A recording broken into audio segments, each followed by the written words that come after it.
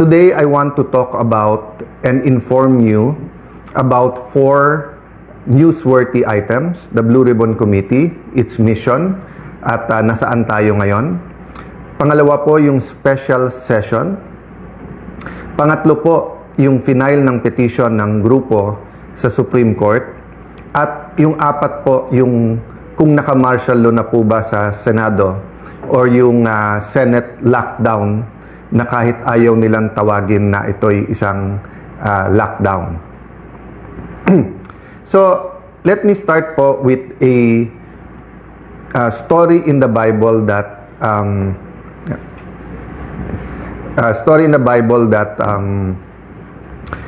madalas ko tong pag-isipan, nakaka-encourage to sa akin at nag-e-encourage po sa iba. So, inaayos lang po yung phone ko, medyo mabigat.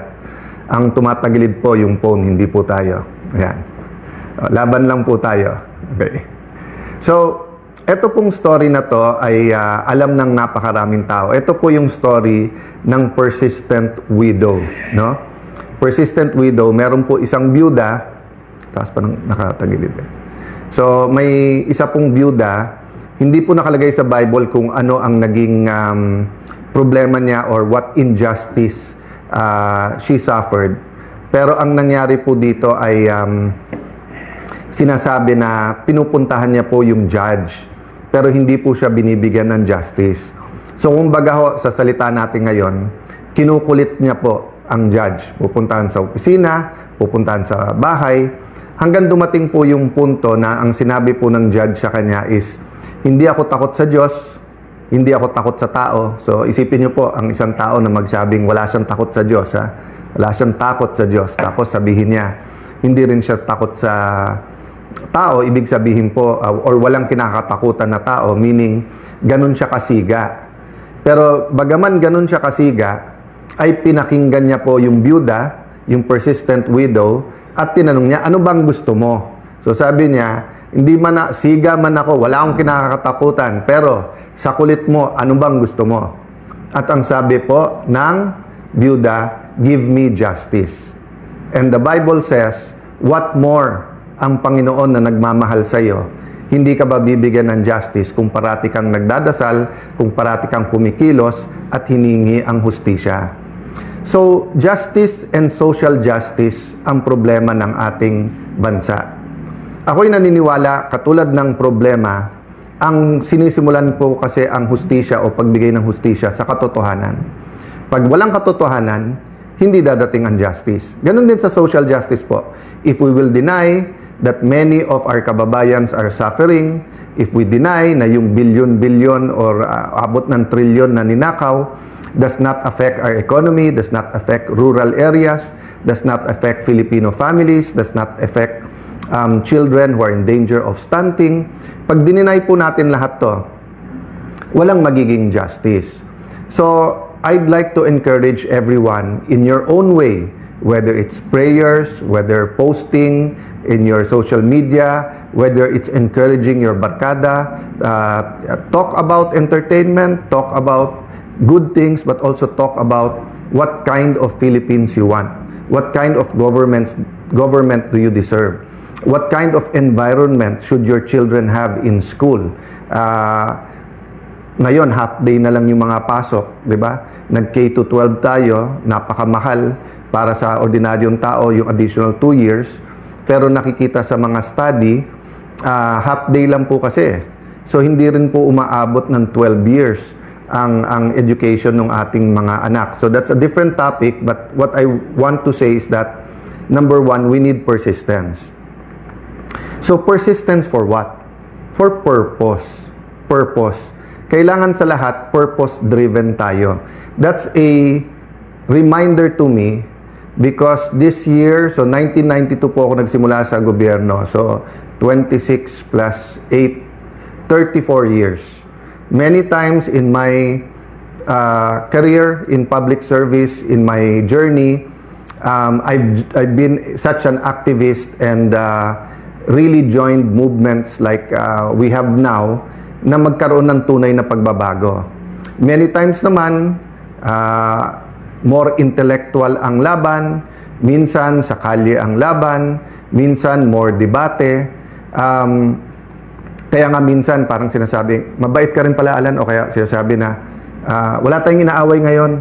So, different times, different seasons, but I realize po na there are really seasons, there are really times na nasa crossroad ang bansa, at pag hindi tayo kumilos, it will determine the future of the next generation. Para din po yung mga Hudyo or yung Israelis who were in the desert, 40 years instead of 2 weeks na paglalakbay. So will we, after EDSA 1, 1986, ngayon 2026, 40 years later, will we continue to wander in the desert, or will we enter the promised land? For me, the promised land is a powerful, prosperous Filipino. The empowered Filipino, napakayaman ng ating bansa, pero dahil talamak ang corruption, dahil mali ang mga public policies, iilan lang yung yumayaman. Hindi po completely true to say mahirap ang Pilipino. Hindi po. Karamihan ng Pilipino ay mahirap. Kaya nga may mahigit 10 milyon na kailangan pang umalis ng bansa para humanap lang ng trabaho, mabuhay ang pamilya. Pero meron pong iilan. Kung tutuusin, kung sabihin mong 1%, marami din yon, 1 million. But siguro may maybe 50 families that basically control everything. And I will not say that they're the problem, but I will say that we should have thousands, hundred thousands, or millions of families who semi-control our economy together. Hindi yung 50 o 100 lang, at yung ekonomiya at politika magkadikit to. So problema, pagka naging corrupt yung isa, damay-damay na, sama-sama na, no? So we have to be persistent in fighting corruption, but there are times in history na meron pong talagang shaking, no? Ibig sabihin po, yung gulo o yung disruption, may kasama po itong dapat na repentance at revival, no? So hindi to ordinaryong parang, oy, may corruption dito sa isang ospital na to, palitan yung accountant, ayusin yung sistema. Oy, sa bidding ng ganito, medyo masama yung sistema, tanggalin na yung back na yan or ipakowe. Hindi po eh. We're talking about an environment and system of persistent corruption in our country. So nung nangyari yung flood control, tinanong natin sa ating sarili, dapat ba magbago to? That's why nagkaroon ng ICI, nagkaroon po ng Blue Ribbon Committee. Ang problema po na manipulate, di ba? Kaya that's one reason na galit si Senator Lacson at kung ano-ano sinasabi. Because he has a reputation, and I know for a fact that many times in his life, he fought for principles. Ang problema ngayon, naging mercenary na lang at kasama sa pagmamanipulate ng Blue Ribbon Committee para nga ilan lang ay turo, pero yung mga tunay na mga mastermind, in fact, he went so far to say walang mastermind.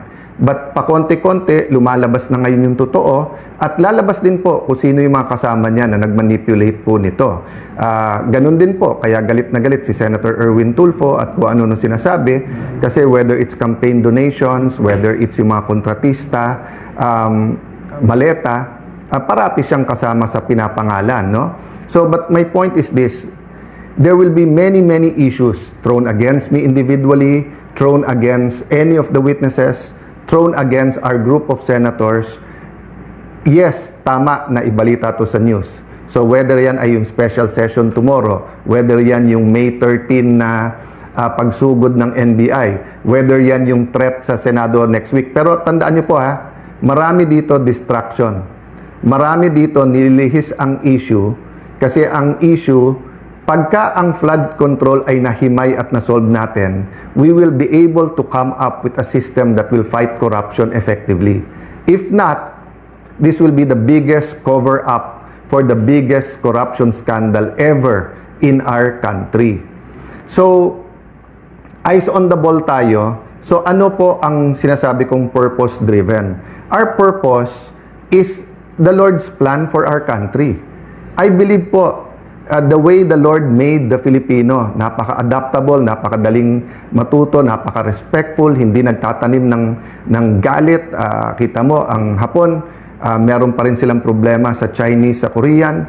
Pero kung titignan mo sa atin, best friends na natin, partners na natin in development, makikita mo, dati may problema din tayo sa Malaysia, but now we have 2 disputes with them, but we are cooperating and we have a very good relationship with them.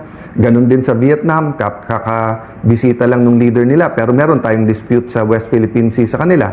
So makikita nyo po ang Pilipino, ang number 1 asset natin syempre yung tao, yung Pilipino mismo.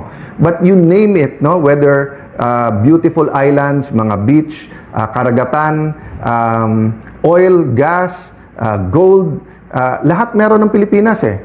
Lupa, napakaraming lupa ng Pilipinas pero napakaraming walang lupa o walang matirahan, di ba? So, corruption is not the only issue, but it is a major issue because with corruption, mali din yung policies natin. May mga bansa kasi na may corruption pero tama policies nila. Sa atin, our policies are being driven by that corruption. So like the policy na ang Senate ay mailagay sa ilalim ng Malacanang at yung 12 daw ay pwede hindi 13. So may statement po kami, it's also posted dito sa Facebook. So yun po ang statement sa final natin sa Supreme Court. We believe in the system. Diba? Ako'y naniniwala na yung pakikibaka, yung pagiging aktivismo, marami po yan. May prayer vigil, may rally, may posting, may debate sa Senado, may mga forums, may panawagan. Kasama din po dito ang ating mga branches of government. And sabi po sa ating Philippine Constitution, pag may violation ng Constitution, sa Supreme Court talaga ang punta. So, pakibasa na lang po ang aming statement para hindi ko ituon lahat ng oras dyan. But nasa Supreme Court ngayon po yan. And we have faith, no, that the issue is something that is very important not only now but in the future. The issue will determine our kind of democracy, our kind of government. It will also be a lesson to all senators when it comes to power and restraint and following rules. Tandaan nyo po pag walang rules, pag walang batas, chaos po tayo. Ang mangyayari wild west. Kung sino mas malakas boses, sino mas maraming barel, sino mas maraming pera, or babalik tayo dun sa, yung pag-uusapan natin ngayon, 4 P's eh. Plans, persistence, purpose, principle. Pero kapag walang batas, babalik tayo dun sa guns, goons, and gold. Diba? Yan yung 80s eh. Yan yung sinasabi na pagka may 3G ka, hindi ano yon, hindi 3G ng cellphone. Ang ibig sabihin nun, guns, may armas ka, nandyan sa'yo police o militar or may private army. Goons, kasi kahit may baril ka, kung wala ka naman tao, but gold. Diba? Kaya yung biro nung time na yon na tinutotoo ng ibang politiko or warlords is the golden rule. Who has the gold rules? So, alam naman natin ngayon kung nasaan yung gold, nasa maleta. At lumalabas kung sino nakakakuha ng mga maraming maleta. So, pinaglalaban ngayon using the modern day guns and goons para maprotektahan yung kanilang gold. Ginagamit din po yung gold. So, persistence, purpose. So, ano po purpose natin? Purpose, lumabas ang totoo. Purpose is to build the kind of Philippines that we all want. May I ask the law students or all students, Constitution, Philippine Constitution is a subject that we should all embrace. Tignan nyo po yung preamble ng ating Constitution. Basahin nyo ng basahin po yon. Ako po, pag medyo na-disillusion or kailangan paalalahanin ko kung anong ating pinaglalaban, of course, binabasa ko po yung Bible, respecting everyone kung ano religion nyo, going to God is the primary, di ba? But secondarily, I go to the preamble of the Constitution at pag nabasa mo yan, mararamdaman mo yung struggles ng ating mga heroes. No? So what are plans? Sabi po sa Jeremiah 29:11, "For I know the plans I have for you, plans to prosper you and not to harm you, plans to give you hope and a future." So sabi ng Panginoon, maganda plano ko para sa inyo. Planong pagpalain kayo at hindi saktan, plano bigyan ng pag-asa at kinabukasan. Sabi ng aking kaibigan, aking kapatid, si Carlos, yung kinabukasan at yung pag-asa, pinagsama niya doon. Kasi nga, yung pag-asa mo ngayon, pero may pag-asa ka rin bukas sa mga anak mo. So, what we're doing now will affect. So, EDSA 1, affected my generation. EDSA 2 affected the other generation. Diba? All these scandals, Napoles, ngayon flood control, how we handle it will affect the generation of the Gen Z and the generation that has yet to be born. That's why it's important we're persistent at wag natin tong bitawan. So tomorrow may special session. Kung titignan mo lahat nung nasaan, ang gaganda, di ba? Isang tingin mo, oy, sabi ko, ang gaganda ng mga bills na to. Some I agree with, some I don't. But kung titignan mo, katulad ng anti-dynasty law, nasa interpellation pa lang yan eh. Imposibleng mapasa yan sa isang araw unless brabrasuhin nila para may pakitang tao. Kung titignan mo yung ibang bills, alam nyo ba, pwede namin pinasayan nung Senate President ako. Pero hindi naglagay ng members sa committee yung nagsasabing sila na majority ngayon, yung 11 na naging 12. So, yung sinasabi nila na mga generals, and ako yung mingi ng apology sa kanila, naipit sila sa mga to, alam nyo, nung nag-adjourn sinidi sila ng Wednesday, pwede silang mag-session hanggang Friday kung naniniwala talaga sila na yung 12 nila ay may quorum. At pwede lang gawin lahat ng gusto nilang gawin sa special session tomorrow. So yung mga nauna na nagbigay ng opinion na this is for leadership change, yan din nasa mind namin. So sa meeting ng grupo ng ating mga senador yesterday, yan ang dinidiscuss namin na lahat ginagawa, no? Pagsugod ng NBI, paghuli kay Bato, pag-walk out, yung napakaraming issue na binabato nila, magtrabaho, etc. But in the end, it's all about the flood control and who's guilty and how do we protect everyone, how do you protect the mastermind and how do you protect Malacanang. So we will not get to the Lord's plan. We will disagree, no, on politics, but we all agree that God meant the Philippines to be a prosperous, powerful nation. Let me address myself to fellow Christians, no? Pasintabi sa aking mga kapatid na Muslim, no? Assalamualaikum sa mga kapatid na Muslim. For how many decades, centuries have we been claiming to be a Christian nation? Pero ano nababasa ng ibang mga bansa tungkol sa Pilipinas? Idolatry, immorality, corruption, di ba? So we have to change that. So dyan pupunta. How do we change that? Through our principles. Ang pinaglalaban namin, hindi power, hindi position, prinsipyo. So, kung 13 na sa kanila, congratulations. We know how you got it, sa pananakot, panunuhol, sasabihin, ikukulong. But sabi namin na anytime na 13 kayo na mamuno. Pero hindi magbabago principle namin. Kaya ang tanong ko, kung makukuha nyo yung 13, buburahin na naman natin yung flood control or ifro front and center natin to. Lahat, kinukuyog nyo buong Pilipinas na magkaroon ng impartial na impeachment. Pero ayon yung hindi kayo ang mag-preside. Ayaw nyo na ang numero ay 24. Binabago-bago nyo. Pinost ni Senator Win, tapos tinanggal. Tapos ngayon ay sinasabi ni Senator Win, hindi, talagang 1624. Tapos sinasabi ng ibang prosecutors, hindi. Supreme Court lang pwede magsabi. Whether yan ay congressmen and women prosecutors or yung private court. Ginugulo na po nila kasi kasunod yan chacha. From the start po, di ba, sabi namin, eyes on the ball. Control, chacha, pag whitewash nung para nga ma-extend yung term. Sana mali ako. Sana mali. Pero sa ginagawa, tignan niyo po sa Senate, paulit-ulit siya, magtrabaho, walang drama. Pag upo pa lang nila, pinauwi. Nagbigay lang ako notice na Thursday may Blue Ribbon Committee hearing sa session hall, biglang may threat na daw. Pero hindi ma-confirm ng ibang security forces. Pero bukas sa session, pwede nang ulit gamitin at pwede tayong lahat. Pero today and yesterday, bawal na ang mga senador may bisita. So hindi ba lockdown din yon? Paulit-ulit sila, bantayan daw ako, baka daw padlocking ko yung Senado. Basically, pinadlock na nila eh. Di ba? Na sila na nagde-determine sinong pwedeng pumasok o hindi.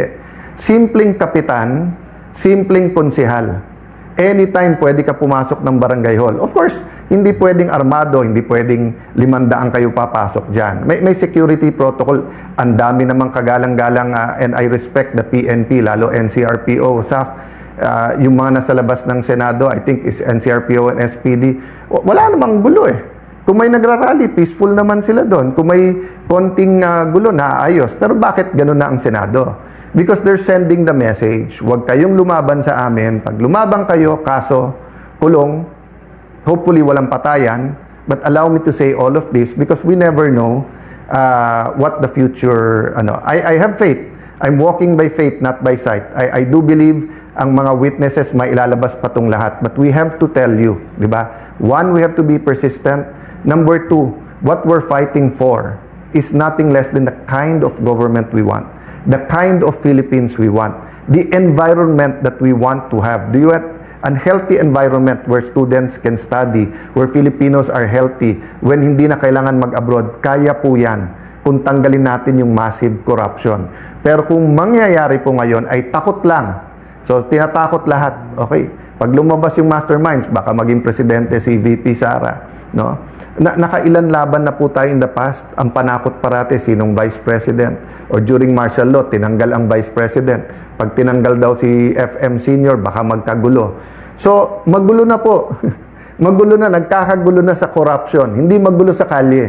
Pero magulo ang sistema natin, kaya maraming kailangan umalis ng Pilipinas para maghanap ng trabaho. Maraming nagugutom dahil magulo ang pagnanakaw sa ating bansa. Ang kailangan ayusin ay mawala ang pagnanakaw. Hindi yung ayusin yung pagnanakaw na yun ang ginagawa ngayon. So, nung sinabing magulo kasi sa pagnanakaw, edi ayusin pagnanakaw, ayusin natin, tahimik, sino lang, tama lang, medium-size maleta lang. Hindi po. We have to change all of that and we have that opportunity. So, let me sum it up, no? The Blue Ribbon Committee, habang yan po ay legitimately under sa grupo, we will support Senator Dante Marcoleta. He is under much pressure. Baka nga kasuhan na daw, baka labasan na ng warrant of arrest. Hindi niya magamit yung session hall or and then yung coordination sa labas, napakahirap po. Witnesses, be strong, be steady in any way you can. Tell your story because you never know if you'll have the opportunity or not. Special session, we continue to discuss, but obvious sa amin, ang target dito ay kunin ang Blue Ribbon Committee at i-secure yung Senate presidency. Actually, pinag-usapan namin ng grupo, kunin na nila lahat, Senate presidency, lahat ng committees. Pero kung sincere sila, iwan sa atin yung Blue Ribbon Committee para ang buong katotohanan. Mag-attend sila. Hindi naman natin gusto ng hearing na isang side lang nandun, pero hindi bibigay. Supreme Court, pray that it will be taken up. Pray for all the justices. Pray na ma-articulate ng both sides yung kanilang stand. Diba? Tapos Senate, pag-pray nyo po, kasi ang Senate is the last bastion of democracy. No? Yun ang sinasabi na, ibig sabihin po, pag napatahimik na lahat, nandyan yan. Kasi dumating ang time in martial law, pati media, kaya nga hangang-hanga dati ako nun sa Malaya at saka sa Inquirer dahil nga may boses ng oposisyon. Ngayon, ang style nila is hindi patahimikin yung media kung hindi guluhin, di ba? Tignan nyo yung sabihin lang, wag tawagin 18 Marines. Bakit? Hindi ba sila dating Marines? Hindi ba pati pag-retired tawagin? So, naging bagman. Ang bagman po, yun yung taga-kuha mo ng pera, hindi yung taga-buhat ng pera. So, yung mga bagman po, yun po ang sinusumbong nung 18. Hindi po sila bagman. Tapos ngayon, na lang, former employees of Zaldico. At yung mga media, sumusunod yung iba. So, ang Malacanang na pala nagdidikta how to describe a witness. No? Ako hindi ko dinidikta sa media. But ang sinasabi ko lang, that's the kind of environment we have now. That the anti-corruption forces can only rely on truth. But the pro-corruption forces have all the means, even the small means of crafting words so that emotions can be controlled. So, ito po ang inyong lingkod, si Kuya Alan. Hindi ko na sabihin senador, hindi ko na po sasabihin Senate President, whatever, kasi yung posisyon, baliwala sa akin yon. Pero gusto ko pong maging kuya, kasi ang kuya po, pinoprotektahan yung mga kapatid. Ang kuya po, sinasandalan din ni tatay at ni nanay para tumulong din sa pamilya. Si kuya, pwede mong patukin kahit anong oras. So, I draw inspiration also from my colleagues and allies in the 12. Marami pong pagsubok ang bawat isa, whether it's health issues, whether it's yung kaso, etc. So, pag-pray nyo po kami. But yun nga po, let me affirm my faith in our system, in our constitution, in the Supreme Court, and first and foremost, in the God that I believe is alive.